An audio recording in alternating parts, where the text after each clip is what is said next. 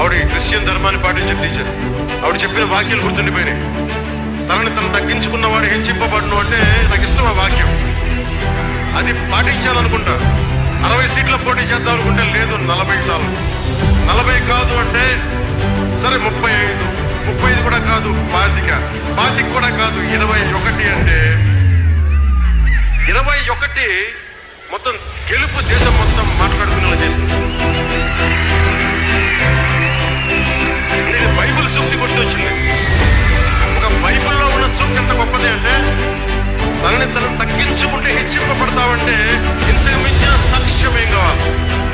21 స్థానాలకి నువ్వు పోటీ చేస్తే 100% గెలిచి దేశమంతా మాట్లాడుకునేలా చేసిందంటే ఆ బైబిల్ సూక్తి ఎంత గొప్పదో మా టీచర్కి, ఆ శిరోమణి టీచర్కి, ఆవిడకి నా వందనాలు. ఆ తల్లి ఏ లోకాల్లో